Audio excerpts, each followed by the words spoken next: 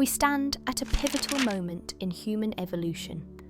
The masculine is awakening, ready for true union. No longer rooted in domination, avoidance, or wounded pride, the masculine energy, within both men and women, is undergoing profound transformation. It is now seeking partnership, not control, connection, not separation. This readiness signals a new era where strength is redefined through vulnerability, leadership is expressed through service, and power is reclaimed through love. But union is not automatic. It calls for conscious preparation. It demands that both the masculine and the feminine energies heal old wounds, release outdated patterns, and rise to meet each other in authenticity. Whether within a romantic partnership, a friendship, or within ourselves, the path to sacred union requires awareness, readiness, and courage. The masculine is ready. Are you prepared to meet it, healing the wounded masculine from isolation to union? For generations, the masculine energy, both within individuals and across societies, has been shaped by wounds of disconnection. Taught to suppress emotion, to value dominance over collaboration, and to equate vulnerability with weakness, the masculine became isolated from its own heart.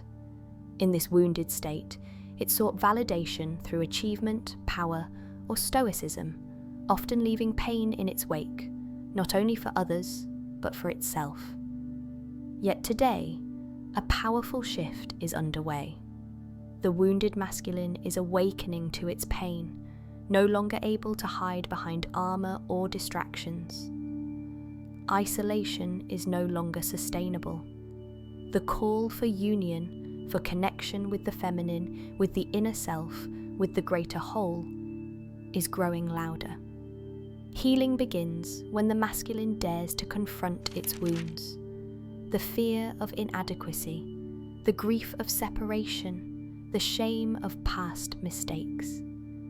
This healing is not about losing strength, but about redefining it. True strength emerges through emotional honesty, integrity, compassion, and the ability to be present without the need to control. The journey from isolation to union is a sacred one. It invites the masculine to lay down its sword, not in defeat, but in peace. It asks for courage to open the heart, to listen deeply, and to partner with the feminine, both within the self and in the outer world, in co-creating a life rooted in authenticity and balance. When the masculine commits to this healing, it doesn't just transform personal relationships, it becomes a force for healing families, communities, and ultimately the world. Signs the divine masculine is awakening within you or your partner. A profound shift is happening in the collective and personal consciousness. The divine masculine is rising. This is not the wounded masculine that seeks control, suppression, or dominance. It is the sacred, healed masculine, rooted in integrity, service, presence, and love. When the divine masculine awakens within an individual, certain unmistakable signs appear. These transformations signal readiness for true union with the divine feminine, within and without. 1. Accountability without shame. An awakened masculine takes full responsibility for his actions, words, and choices. There is no need for excuses, blame, or victimhood. Mistakes are acknowledged openly, apologies are sincere, and lessons are embraced with humility. Accountability becomes a natural expression of self-respect rather than a heavy burden. Questions for reflection. Am I willing to own my actions without self-hatred? Can I admit my mistakes while remaining connected to my self-worth?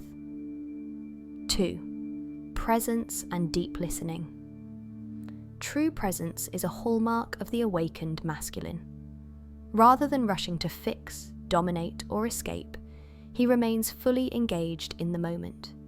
He listens to others, to himself, to the deeper currents of life, with patience and openness. Through presence, he becomes a steady and trustworthy force. Key signs: listening to understand, not just to respond. Responding with thoughtfulness instead of impulsiveness. Offering undivided attention without distraction. 3. Commitment to integrity.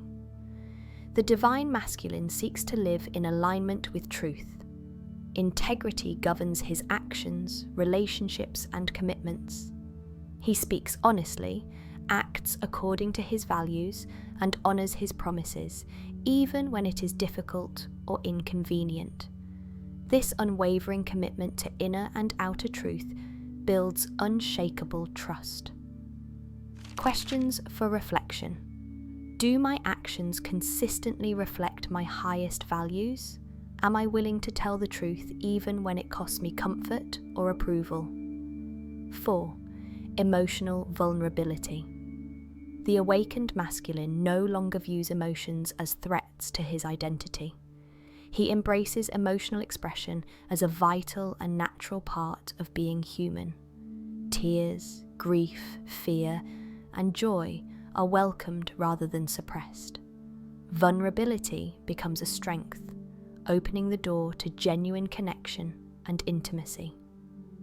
Signs include expressing feelings without shame or defensiveness, being open about fears and hopes, seeking connection through honesty, not pretense. 5. Service over self-glory. The wounded masculine seeks personal glory. The awakened masculine seeks to serve the greater good. His actions are no longer fueled by the need for status or recognition, but by a sincere desire to uplift, protect, and nurture life around him. He asks not, "What can I take?" but "How can I contribute?" Questions for reflection. How are my actions serving something larger than myself? Can I give without expecting anything in return? 6. Respect and honor for the feminine. The divine masculine holds deep respect for the feminine in all its forms, within himself, in his partner, in the earth, and in creation itself. He does not attempt to suppress, dominate, or diminish the feminine principle. Instead, he honors intuition, nurtures creativity, welcomes emotional wisdom, and protects the sacred space where life flourishes. Questions for reflection. Do I listen to and honor intuitive and emotional wisdom? Do I create spaces where others feel seen, valued, and safe? 7. Sacred leadership and protection. An awakened masculine naturally steps into leadership rooted in service, not ego. He protects the vulnerable, safeguards truth, and stands as a guardian of what is sacred. Leadership is no longer about control or domination. It is about creating environments where all life can thrive.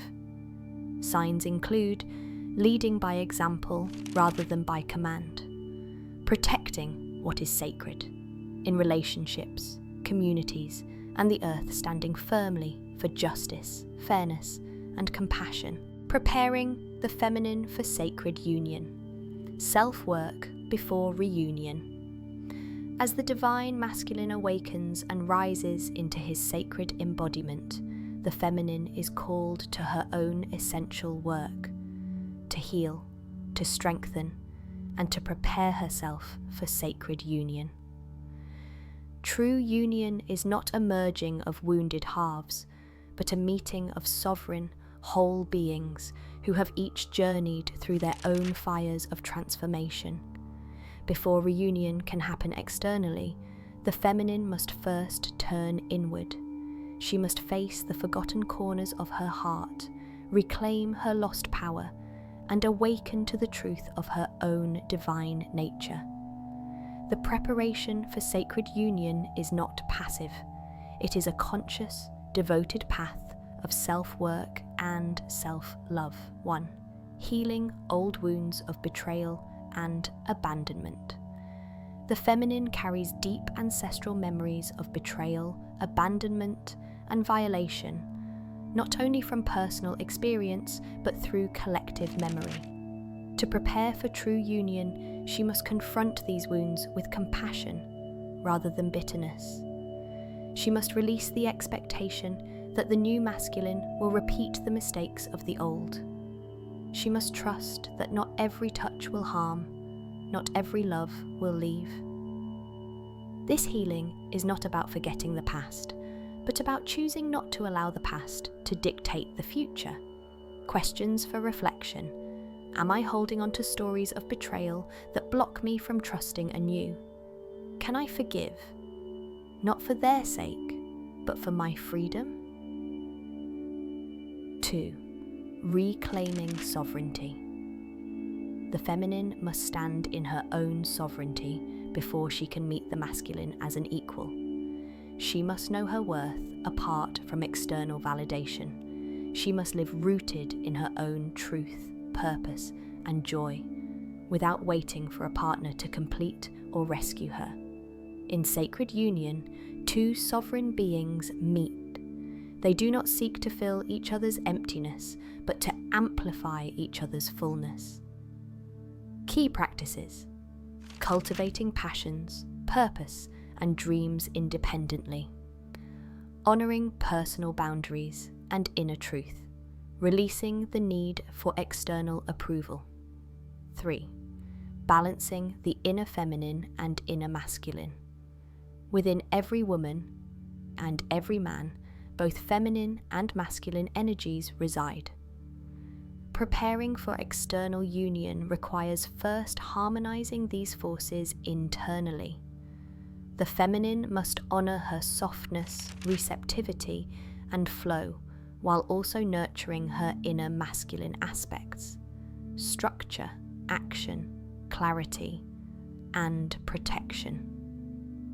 When she stands balanced within herself, she no longer seeks externally what she lacks internally. Questions for reflection. Am I honoring both my creative, intuitive side and my disciplined, focused side? Where do I need to strengthen my inner masculine to feel more whole? Letting go of control and fear. The wounded feminine, scarred by past betrayals, often clings to control as a defense mechanism. She may fear surrendering, believing that to trust is to invite harm.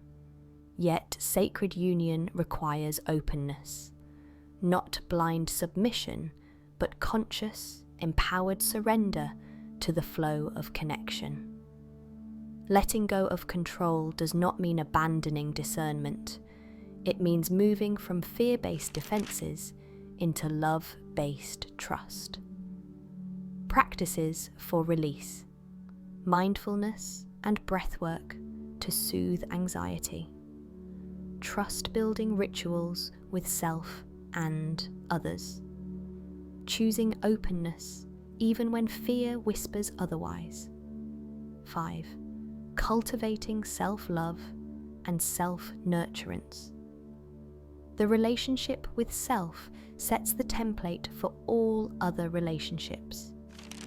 If the feminine neglects her own needs, suppresses her own desires, or silences her own voice, she will magnetize partners who do the same. By treating herself as sacred, with tenderness, devotion, and respect, she prepares to receive a partner who mirrors that reverence. Daily practices, speaking words of kindness to oneself, honoring emotional needs without shame, taking time for beauty, creativity, rest, and pleasure. 6. Embodying openness to receive. The feminine essence is receptive by nature, but trauma often teaches her to close. True preparation for union involves reclaiming the ability to receive love, protection, devotion, and partnership without suspicion, guilt, or self-sabotage. Receiving is not weakness. It is a sacred art. It allows for the flow of blessings, for the deepening of intimacy, and for the nourishment of both partners. Reflections.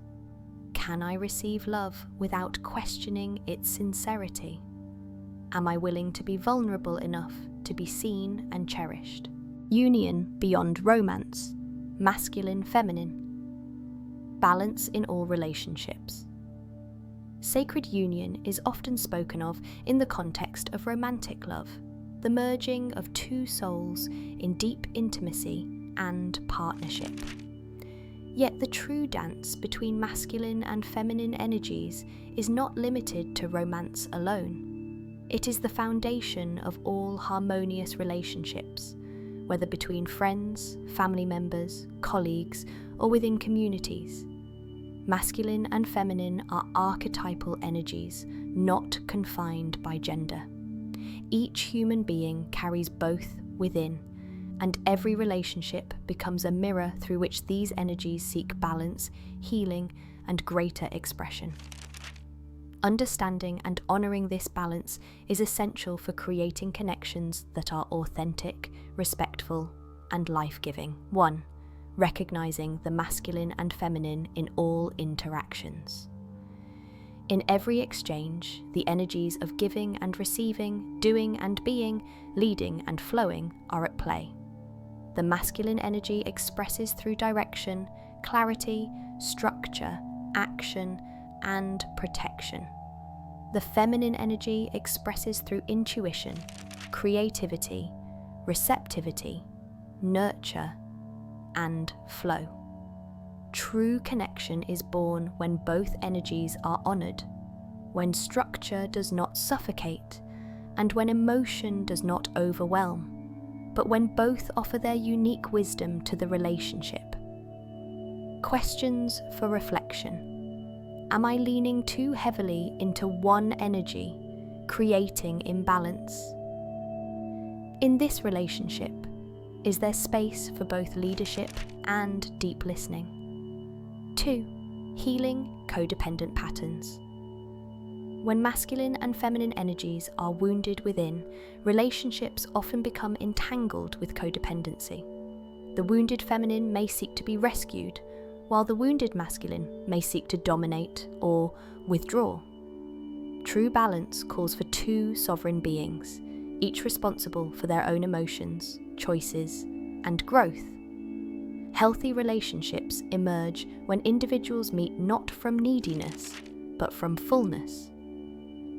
Practices for healing. Setting and respecting healthy boundaries, encouraging mutual independence alongside connection, taking personal responsibility for emotional well-being. 3. Embracing complementarity, not competition.